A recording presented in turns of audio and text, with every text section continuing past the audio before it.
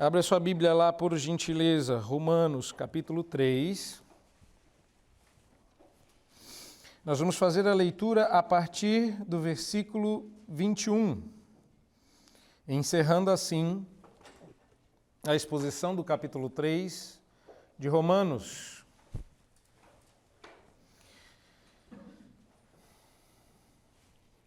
Por favor, acompanhe na sua Bíblia o texto que diz: Mas agora, sem lei, se manifestou a justiça de Deus, testemunhada pela lei e pelos profetas, justiça de Deus mediante a fé em Jesus Cristo para todos e sobre todos os que creem, porque não há distinção, pois todos pecaram e carecem da glória de Deus, sendo justificados gratuitamente por sua graça, mediante a redenção que há em Cristo Jesus, a quem Deus propôs no seu sangue como propiciação mediante a fé, para manifestar a sua justiça por ter Deus, na sua tolerância, deixado impunes os pecados anteriormente cometidos.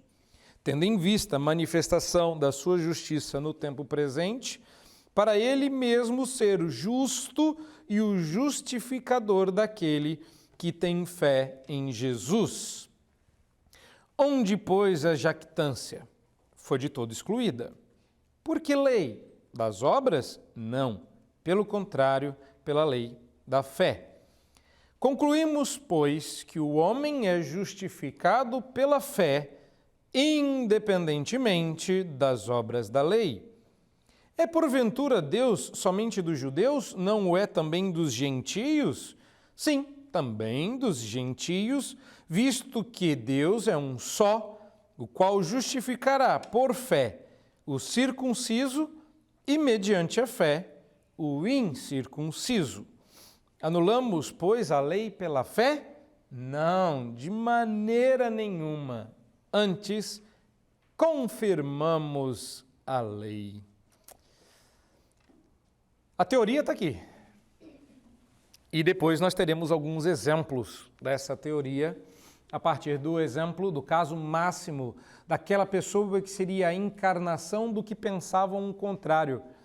Ora, tudo que se dizia a respeito de justificação pela fé era Abraão. E Paulo vai dar uma demonstração de que Abraão era um exemplo do que ele está dizendo e não do que os judeus estavam dizendo. O que o apóstolo Paulo estava dizendo? Estava dizendo que o Evangelho era a boa notícia de que aquilo que a lei não conseguiu fazer, que era salvar aquele que depositasse sua confiança na lei e nos sacrifícios da lei e no cumprimento da lei, encontrava apenas a consciência do seu próprio pecado. Então, aquilo que a lei prometia, que era salvação, ela não conseguia entregar. Mas alguém cumpriu a lei, entregando a tal salvação de que a gente tanto precisava. Salvação? E lá eu preciso de salvação? Bom, se você esqueceu de tudo o que a gente viu até aqui, a gente pode dar um pequeno reset e voltar para o capítulo 1. Lá no versículo 18, onde Paulo começa o seu assunto dizendo que a ira de Deus se revela do céu contra toda impiedade e perversão dos homens que trocaram a verdade de Deus em mentira, adorando e servindo a criatura no lugar do Criador, o qual é bendito eternamente. Miau, não. O qual é bendito eternamente? Amém. Ou seja, a partir daí o apóstolo Paulo vai explicar que você precisa sim de salvação. E as pessoas vão espernear, obviamente. Eu não preciso de salvação. Eu sou uma pessoa boa. Paulo pergunta, de acordo com quem? De acordo comigo mesmo. Vamos lá, você segue todas as suas regras pessoais? Você é coerente com aquilo que você acredita? Resposta, não. Mas tem alguém que é, e ele até apontou para um filósofo, ele falou, vou pegar esse filósofo então como exemplo, porque dentro desse mar de podridão, ele é considerado uma pessoa honesta, mas nem ele dá conta de obedecer às próprias regras. Não, eu sou uma pessoa boa conforme a lei. Ah, porque você recebeu a lei, você é judeu e você faz tudo certinho. Vamos ver? E a resposta é não, você também não deu conta, você condena o pecado que você pratica, você na verdade é hipócrita. Não. Eu sou uma pessoa boa porque eu tenho uma boa família, eu fui criado dentro de princípios judaicos e Paulo vai dizer, não é porque você tem sobrenome judeu que você vai escapar da ira vindoura. E Paulo vai cercando a gente, a pergunta é, cadê o evangelho? E essa foi a primeira lição que nós vimos, o evangelho começa com uma primeira metade da mensagem, que é convencer você de que você precisa de Jesus. Está errado a gente chegar para uma pessoa que não sabe nada de Deus e dizer assim, Jesus te ama. E a pergunta que essa pessoa pode fazer legitimamente é, e quem é Jesus? E por que ele me ama? E eu lá preciso do amor, que bom que ele me ama, porque eu super mereço. Me odiar é que ele não podia. Uma pessoa tão boa, tão joia como eu, vai me odiar, vai não gostar de mim? E aí você tem que contar para as pessoas a primeira metade. O problema é esse. Você não é gostável. Não existe nada em você que desperte amor, simpatia, desejo de se aproximar. Fala, não, que isso? E aí Paulo gasta um bom tempo batendo nessa tecla e batendo em todos os lados e saídas possíveis à conclusão de que você pode se salvar. Não, você não pode se salvar.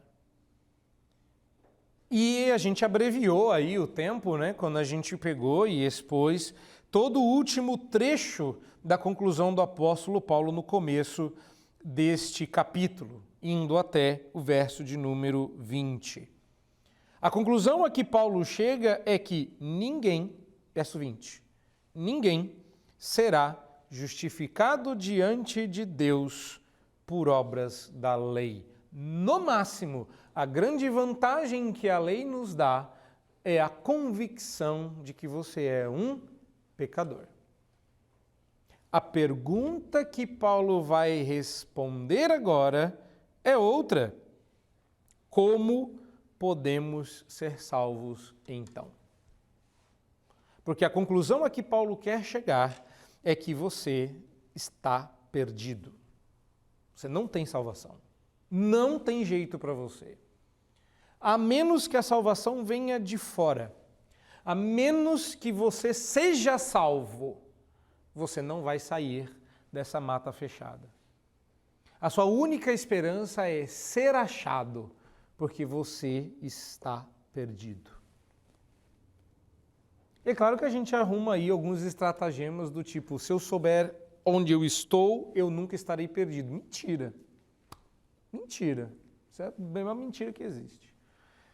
Eu sou a pessoa mais perdida do planeta. Eu sou aquele tipo de pessoa que se você dá uma orientação, é só seguir reto, eu me perco. E já aconteceu, inclusive. Né? Eu sou ruim de ser achado.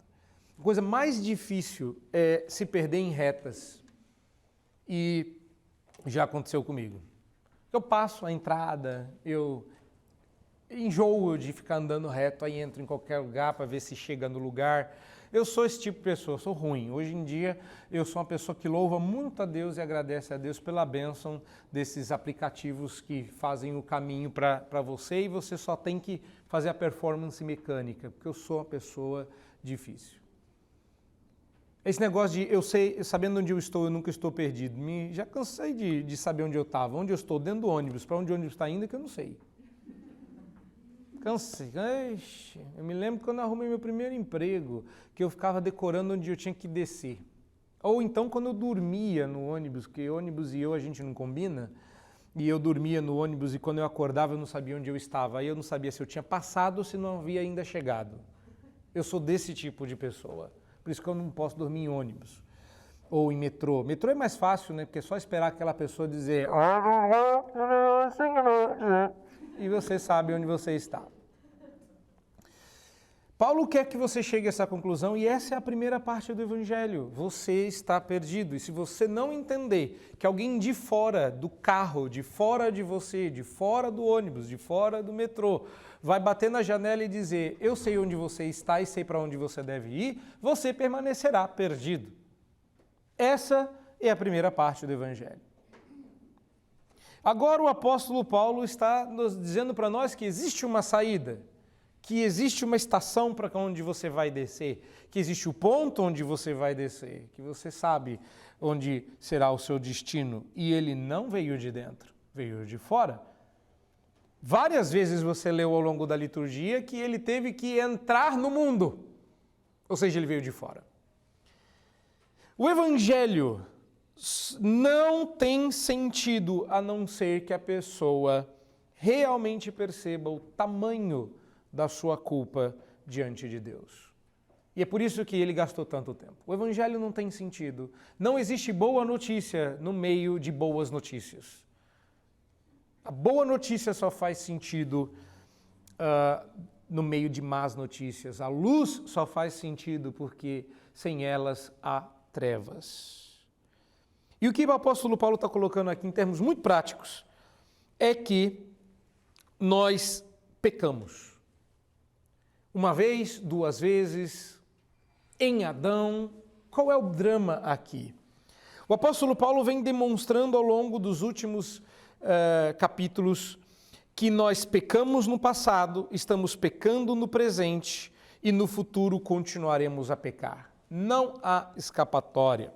A salvação pelas obras é impossível para onde quer que olhemos. Pecamos contra um Deus infinito, nossa dívida é infinita e não vai passar porque Ele é um Deus eterno, nossa dívida é eterna. Estamos perdidos. E eis aqui porque a única e particular esperança é que Deus encontre uma maneira de nos salvar. Você está completamente rendido e vendido a Deus. Se Ele não encontrar, se Ele não quiser salvar, todos morreríamos, não quisesse salvar. E graças a Deus Ele assim o quis. A menos que Deus encontre alguma maneira de nos justificar de forma gratuita e livre, não adiantaria nada. Sabe que é uma tolice você ficar disputando para ver que teólogo é melhor, se arminiano ou calvinista? O melhor é o bíblico, Paulo. Apóstolo Paulo em Romanos acaba com todas as dúvidas. As pessoas têm dúvidas porque não leem. Se é verdade que a gente não tem escapatória, de que adiantaria Deus nos emprestar a possibilidade de salvação? A menos que Ele não nos desse, como poderíamos pagá-la de volta? Está aqui, fiz por você, agora você está com crédito, agora me paga com juros. Como? De que modo, de que sorte nós poderíamos responder à pergunta: morri na cruz por ti, que fazes tu por mim? A resposta só pode ser uma: nada, não tem como, se não for de grátis, se não for de graça, se não for livre, gratuita, eu não tenho como pagar. Simples assim. Se Deus não encontrasse uma maneira de resolver o problema, sem a nossa intervenção, necessidade, atuação, nós não poderíamos ter a nossa situação resolvida.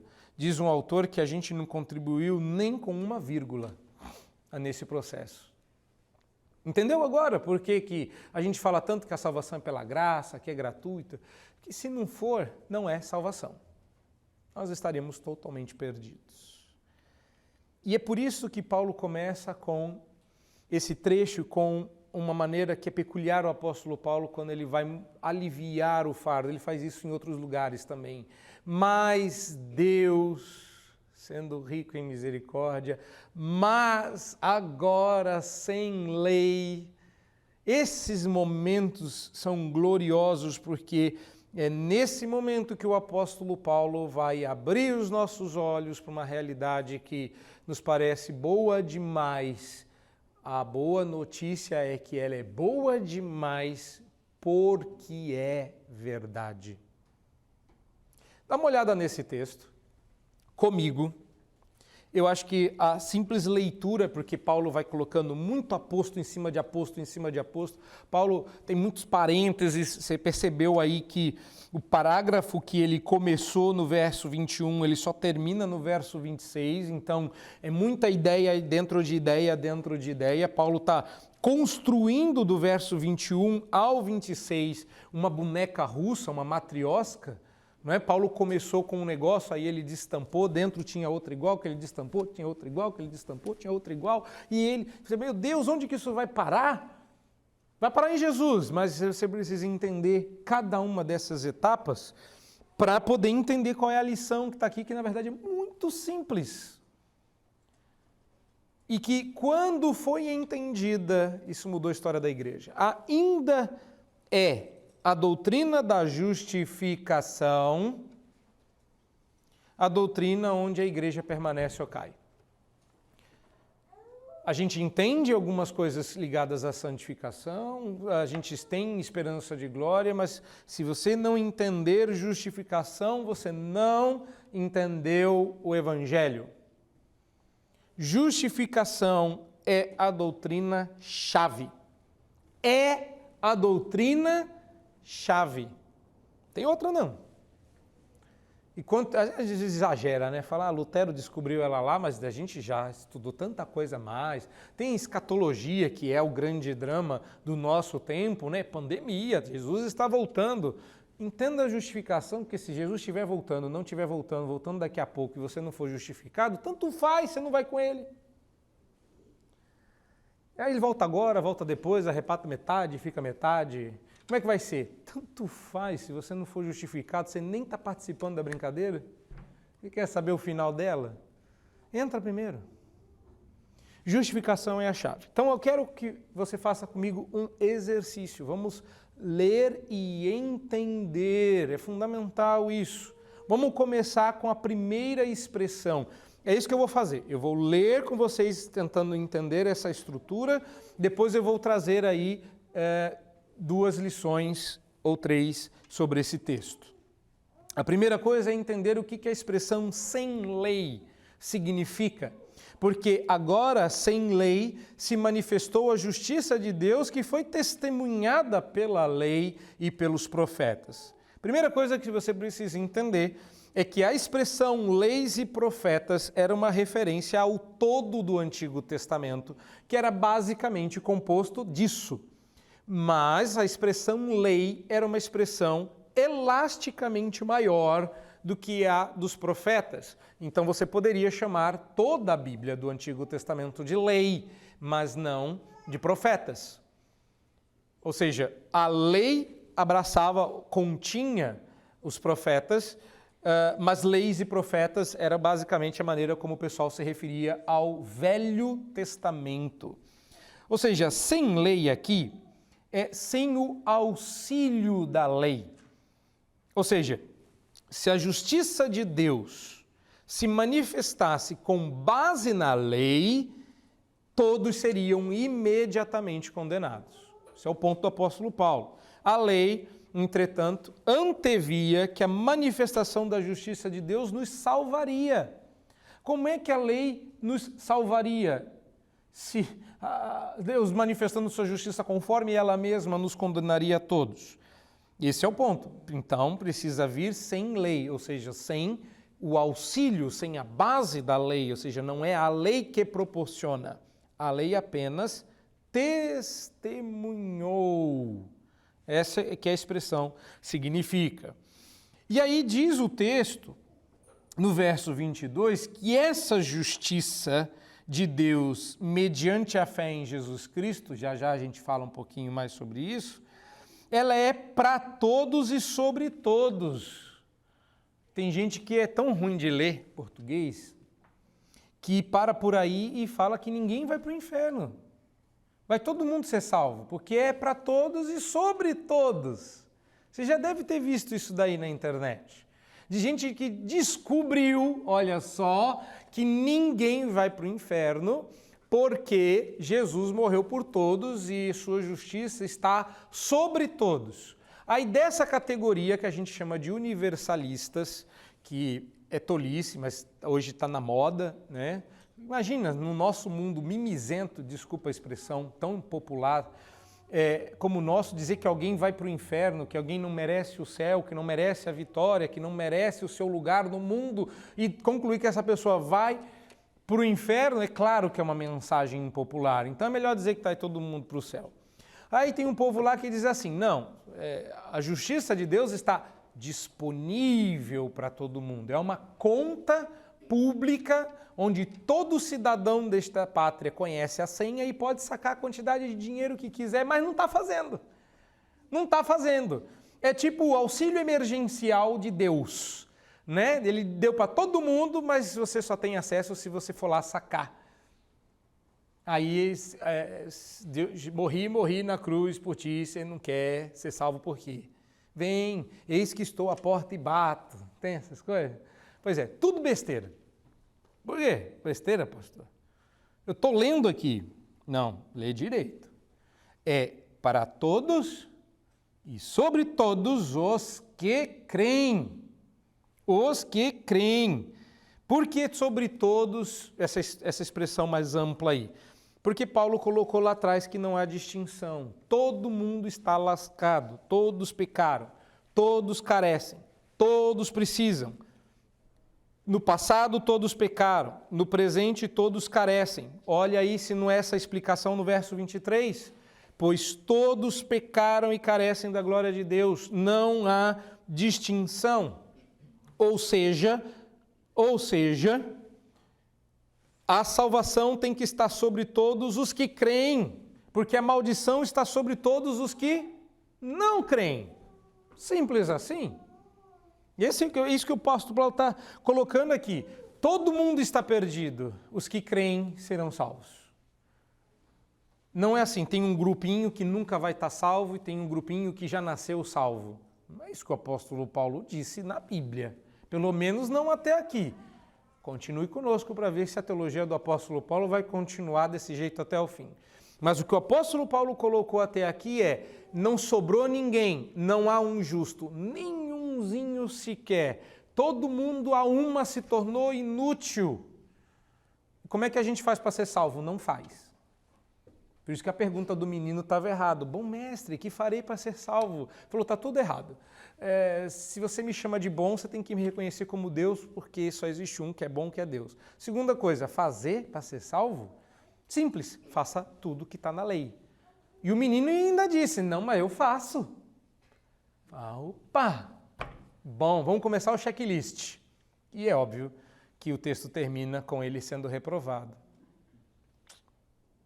Vamos continuar para você entender. Não tem como a gente tirar a lição se a gente não entender como é que Paulo está costurando esse raciocínio. E aí ele diz que nós fomos justificados pela graça, isso está esquisito, como assim pela graça? Mediante a redenção que há em Cristo. Que redenção que há em Cristo? Aí Paulo explica, porque Deus propôs no seu sangue como propiciação mediante a fé a manifestação da sua justiça. Se você não entende de Velho Testamento, você não entendeu nada aqui. Porque existia mesmo justificação no Antigo Testamento. Eles nem usavam a palavra justificação, porque não dava para escrever isso em hebraico. Paulo usou essa palavra aqui mais possível em grego. Mas existia o conceito de se tornar justo. O justo viverá pela fé é uma expressão hebraica. Está no Antigo Testamento. Nós vimos ela em Romanos, mas a gente viu que ela veio lá do Antigo Testamento. O que é se tornar justo?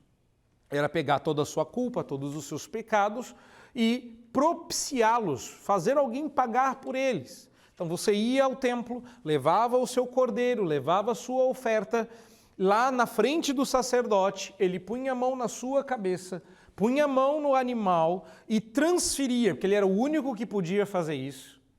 Ninguém mais podia, ele era sacerdote ordenado de uma tribo específica e passava a vida fazendo isso todos os dias lá. Então você chegava, ele punha a mão na sua cabeça, punha a mão no animal e transferia cerimonial e liturgicamente a sua culpa para o animal. Então agora você estava limpo, você era justo e seus pecados eram transferidos não por corrente elétrica ou magnetismo, né, para passar pelo... Não era bem isso, mas transferia daqui para cá. E esse animal agora tinha toda a sua culpa.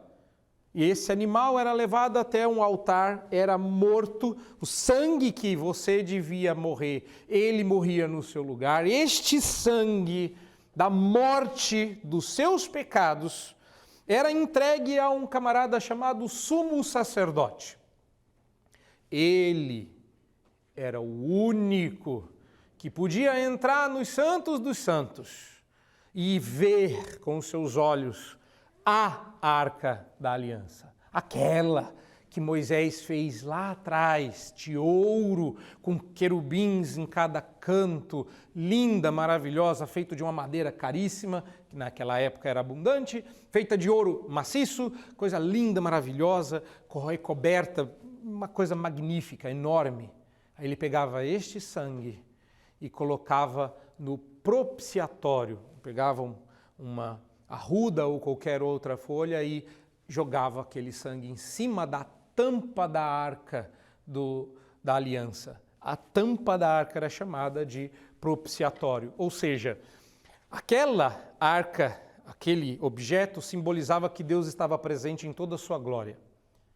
E você não podia entrar lá, você era carente dela, mas você precisava dela. Então, ele chegava e jogava aquele sangue no propiciatório, dizendo: o que o Senhor exige para que a gente se aproxime do Senhor está aqui. E Deus, vendo o sangue na sua arca, limpava a pessoa que aquele sangue simbolizava. Você, eu, qualquer pessoa que fosse até o sacerdote. Entendeu agora? Agora, olha que cena lindíssima. Deus, verso 25. Deus propôs no sangue de Jesus, como propiciação, manifestar a sua justiça. Ou seja, ele ofertou para si o sangue de Jesus no seu lugar. Qual era a diferença? Bodes, cabritos, ovelhas, não é gente. Eu sei que hoje em dia o pessoal olha para o gato, para o cachorro e chama de filho. Deixa eu contar uma coisa para vocês. Papai Noel não existe e cachorro não é filho. Eu sei que você prestou atenção na primeira parte, mas foca na segunda. Não, cachorro não é gente, gato não é gente, ovelha não é gente, cabrito não é gente. Não tem como sangue de bodes e ovelhas substituírem o nosso. Um filme antigo de um lutador de arte marcial que diz que o Romeu tem que morrer. E tem mesmo. Tem que morrer mesmo. O ponto é, se a gente morrer, acabou a brincadeira. Então, o que os bodes faziam? Eles não limpavam a pessoa, eles representavam o dia em que um sangue humano seria derramado em favor de outro humano e os dois seriam salvos. Então, é claro que o sacrifício ali, ele era cerimonial. Não existe transferência de culpa. Não tem como você fazer, como diz o meme que vocês adoram, né? A culpa é minha e eu ponho em quem eu quiser. Isso não existe. Certa feita, estávamos numa reunião de presbitério e aconteceu um entrevero e a pessoa se desentendeu. Acontece muito, né? Não sei se vocês sabem, a gente é pecador. E entre pastores lá, as pessoas se desentenderam e a pessoa brigou com o reverendo Vadislau.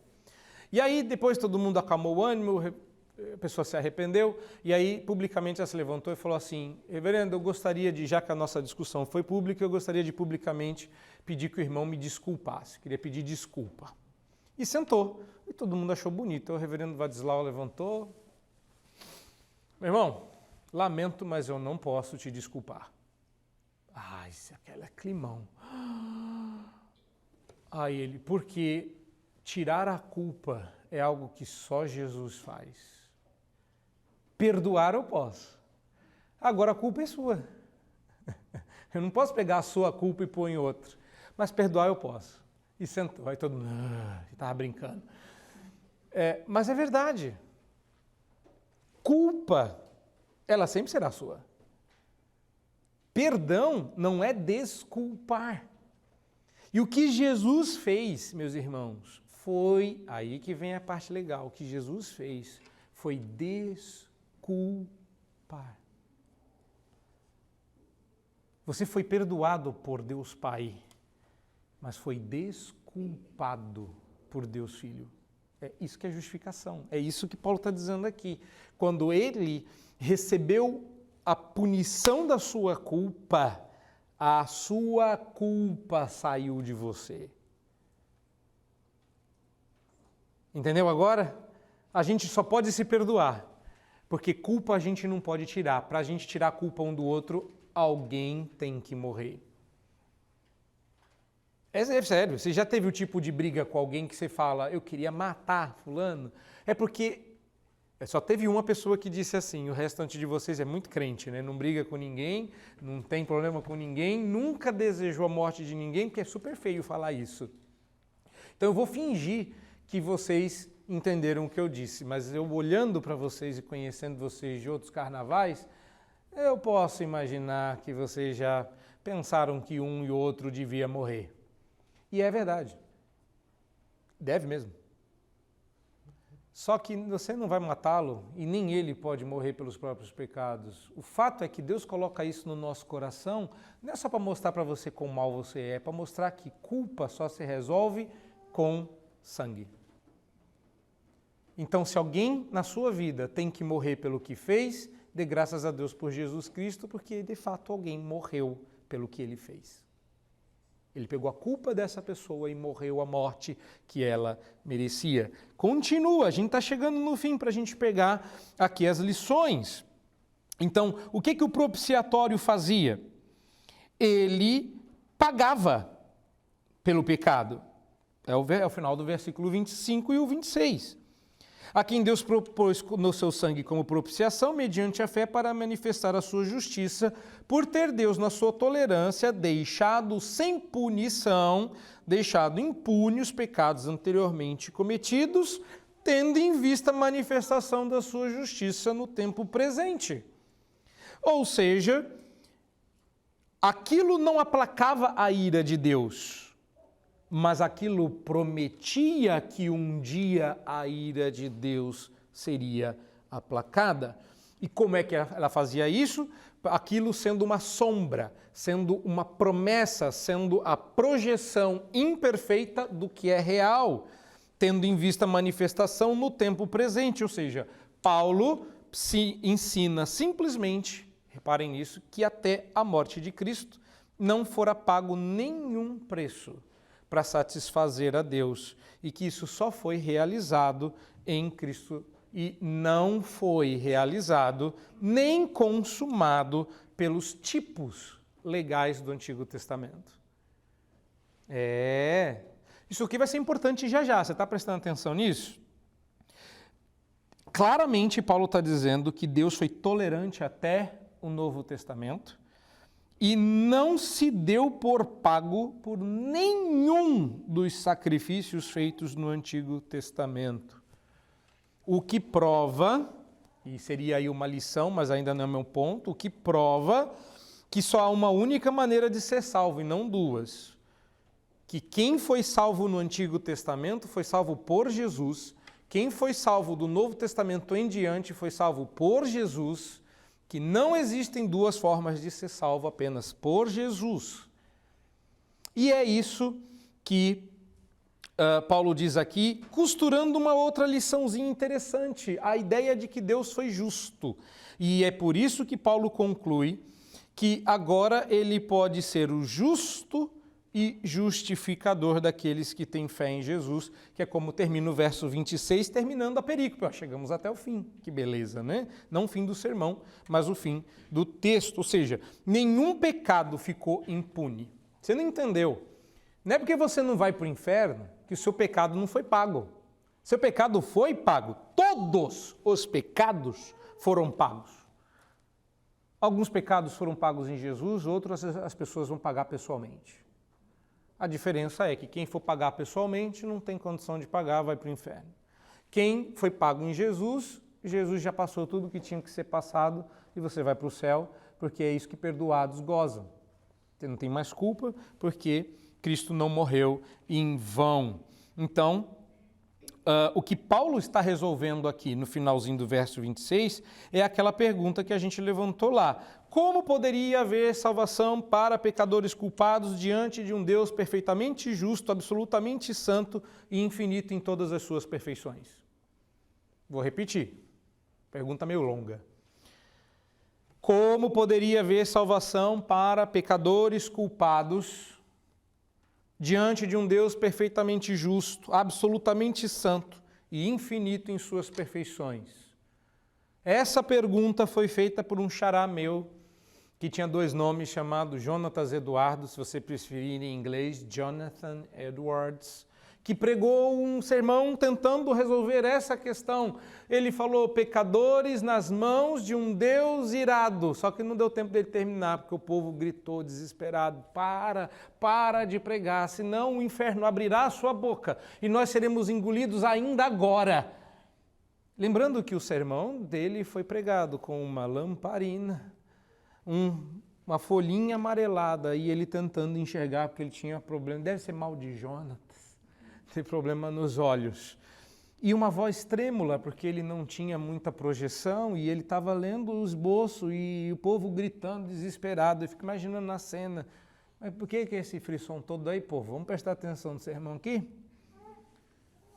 Porque essa é uma pergunta que, se você levar a sério, a resposta a essa pergunta só pode ser uma: não tem como. A menos que ele resolva. E o que Paulo está costurando aqui, por isso tantos apostos, tanto entre vírgulas, é porque essa era uma questão insolúvel. É por isso que a conclusão do apóstolo Paulo é fantástica. Para ele mesmo ser justo e justificador daquele que tem fé em Jesus. E aí vem a conclusão. A conclusão é fácil, a gente vai rapidinho e entramos nas lições. E as lições serão rapidinhas, tá bom? Então presta atenção aí, porque vem a conclusão. Conclusão. Orgulho de quê?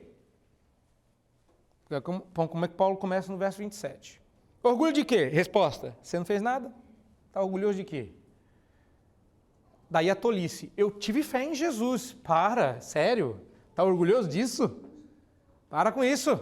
Você não fez nada. Onde pôs a jactância de toda excluída? Você não tem... A fé... Eu escolhi Jesus. Você não escolheu nada, tá? Você não fez nada, não tem do que se orgulhar. Ponto 2. A salvação não decorre de obras, é pela fé. Está aí o verso 28. Terceira conclusão. Deus salvará somente judeus? Não. Se é pela fé, salvam-se todos os que creem, incircuncisos e circuncisos. E quarta conclusão. Como é que fica a lei? Anulada, estragada, prejudicada? Não, fica confirmada. Bom, a pergunta agora é: o que esse texto nos ensina? Esse texto nos ensina 2 lições básicas, e com elas eu concluo. Como eu disse, vai ser bem rapidinho, porque eu gastei mais tempo explicando para você o raciocínio do apóstolo Paulo. Primeira lição que esse texto nos ensina é que Jesus é a causa material da sua salvação. O que eu estou tentando falar para vocês hoje, meus queridos, é que a justificação é a única saída para o homem perdido. É isso que eu estou querendo dizer para vocês. Nós não temos escapatória. A única escapativa, se a gente pode colocar assim, né? A única escapatória, a única forma de você fugir disso aqui é pela justificação, e ela é providenciada por Deus. E a pergunta é: com base em quê? Errou. É com base em quem? Jesus é a causa material. Se ele não tivesse feito o que fez, sido o que foi, e sendo o que é, você não seria salvo. Você deve a uma pessoa chamada Jesus Cristo a salvação. Não é pela sua fé. Eu vou falar da fé daqui a pouquinho. A fé é importante, mas não antes de você entender o papel de Jesus. O que ocorre, portanto, quando você crê em Cristo como seu Salvador, em primeira e mais elevada instância, Deus emite uma declaração, Deus não faz nada. Quando você diz assim, eu creio, sabe o que acontece? Deus vira para si mesmo e declara: você, esse rapaz, essa pessoa, essa moça, esse alguém é justo. A justificação é uma declaração forense. Deus está dizendo que você não é mais culpado daquilo que você é culpado. Quando você crê, é dito algo a seu respeito diante de Deus, é como se ele dissesse: se eu fosse julgá-lo com base em você ter quebrado os seus próprios princípios morais, você seria declarado culpado. Se eu fosse julgá-lo com base na quebra da minha lei, você seria declarado culpado. Mas se eu julgá-lo com base na obra de Jesus Cristo, sua culpa é apagada, o preço é pago, você é justificado. Por isso que a gente prefere a palavra justificado, porque justo não dá para ser mais, tu já se lascou. Então agora você só pode ser transformado em, você não é originalmente. Então você não é justo, mas você é tratado, visto e entendido como se fosse. Então a palavra que a gente usa é justificado, que é a palavra que Paulo vai usar nesse contexto inúmeras vezes. Você percebeu isso aí? Justificado, justificado, justificado. 24. Justificados gratuitamente por sua graça, mediante a redenção que há em Cristo Jesus. Deus não está simplesmente perdoando o seu pecado no sentido de ignorar quem você é, o que você fez e deixando passar. Porque no minuto que isso acontecesse, ele seria injusto e nós não viveríamos mais em um planeta, em uma realidade moral.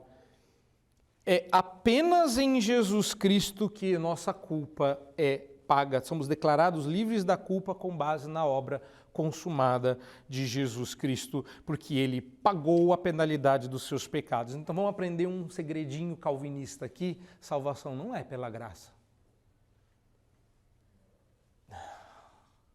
Salvação custou caro. Só não custou para você, ela é de graça para você, mas ela não é de graça. Vamos aprender um segredinho, tá bom? A salvação sai de graça para você, mas custou caro. Caro, custou um altíssimo preço para que Deus simplesmente te declarasse justo. Cristo teve que morrer e padecer dores horríveis no corpo e na alma que você não saberia descrever, porque você nunca vai saber como esse preço é caro. Mas ele é. Se você, esse é o argumento do apóstolo Paulo, portanto, é que Jesus ou te substitui ou você tem que arcar com as consequências. Por isso que ele é a causa material da justificação. Porque se você depender dos seus próprios méritos, dependa deles totalmente. Mas se você depende dos méritos de Cristo, dependa dele totalmente. Não tem como você dividir. E esse é o problema, meus queridos. Para de discutir teologia com anos e istas, arminiano, calvinista, e para com isso. Vamos parar com isso. Não existe discussão. Se você depende de Cristo, você tem que depender dele 100%. Se você depende das suas obras, você tem que depender delas 100%. Meio a meio não existe. Deus não faz uma ponte até a metade do caminho e deixa você fazer a ponte da outra metade. Primeiro porque quais são as chances de você conseguir construir a ponte e ela bater, né? Lembra que você é vesgo de alma. Você vai... Quer que eu vou acertar essa ponte? Não, isso não existe. A segunda coisa é, como é que você vai construir a ponte Se você está morto, você não é um paraplégico, um aleijado, você está morto. Um corpo largado à beira do rio e do outro lado, Deus construindo uma ponte até metade, dizendo, se quiser se salvar, constrói seu lado antes que a maré encha. Se apodrece e não constrói nada. Por isso que Paulo diz em outro lugar que ele vos deu vida estando vós mortos. Essa gratuidade, portanto, não significa que a conta não foi paga, significa que alguém pagou a conta. Então, se você se lembrou aqui que você já ouviu em algum lugar que there is no free lunch, que não existe almoço de graça, é verdade, não existe almoço de graça, mas existe almoço pela graça. Isso por conta de Cristo. Alguém tem que pagar. O que sai de graça para uns custa caro para outro, e Jesus pagou com a própria vida. Se Deus perdoasse sem pagamento, não haveria justiça. É por isso que a conclusão do apóstolo Paulo é tão marcante. Foi assim. É assim que você tem que ler o verso 26. Foi assim que Deus conseguiu ser justo com todo mundo, sem exceção. As duas divisões do meu texto estão baseadas nas duas divisões do verso 26, justo e justificador. Justo porque Cristo é a causa material da justificação. Como é que Deus justifica pessoas? Ele justifica todos aqueles que pela fé aceitaram o que Cristo fez por eles, aqueles que estão unidos pela fé à obra de Cristo. Sem Jesus, não interessa o tamanho da sua fé, não interessa se você faz milagre e faz chover ou faz queimar, se você move montanhas, fé na fé não salva. Fé é trêmula, pequena, frágil, inconstante, em Cristo salva, porque o Salvador é uma pessoa, Cristo Jesus. Primeiro ponto. Segunda lição que esse texto nos ensina é a parte da justificação.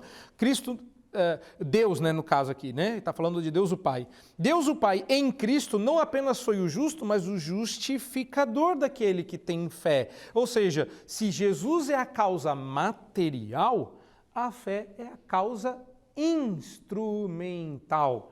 Ele é o instrumento através do qual você acessa a justificação. O que é fé? Fé é um cano que liga você a Deus e que Deus coloca dentro a justiça dele e que chega até você gratuitamente. O que é a fé? A fé é o erguer de mãos vazias para receber o que Deus está te dando de presente. Você não mereceu, merecimento é salário. Se você merece, sabe o que você merece? Sabe aquela coisa que, quando os pais falam isso para os filhos, você sabe que não vem coisa boa. Quantas vezes você já virou para os seus filhos ou ouviu isso dos seus pais? Sabe o que você merece? Você fica esperando. Fala. Não. E é isso que Deus está dizendo. Você sabe o que você merece? Sim. Depois de Romanos 1, 2, 3, eu sei. Mas você não vai receber, não. Porque o que você merece, eu botei nas costas de Jesus. Agora a segunda pergunta. Você sabe o que Cristo merece? Sei. Isso eu vou te dar. Mas, como assim?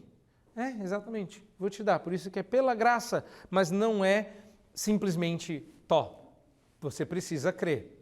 Ainda que ele mesmo opere a fé é a causa instrumental. Ela é o instrumento que nos liga a essa justificação. Sem fé é impossível agradar a Deus. Agora você entendeu por quê?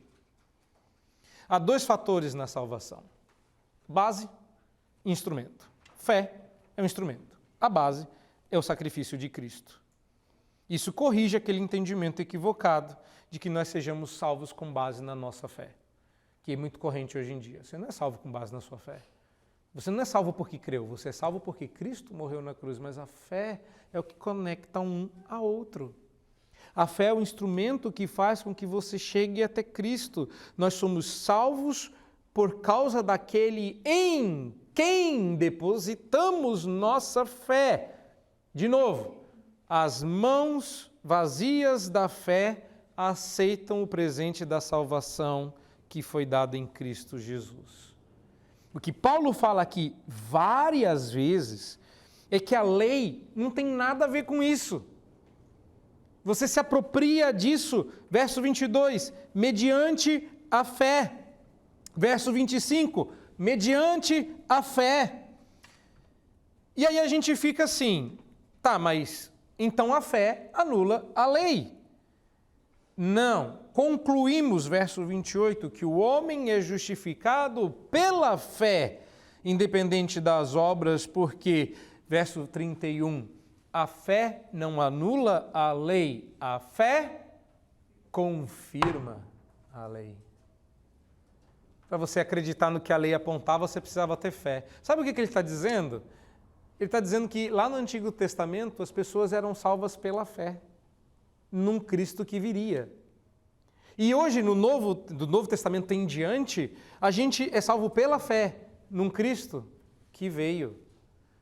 Como é que as pessoas eram salvas? Como é que pessoas são salvas? Não interessa em que tempo, circunstância, elas são salvas pela fé, causa instrumental, em Jesus, causa material. O nome disso?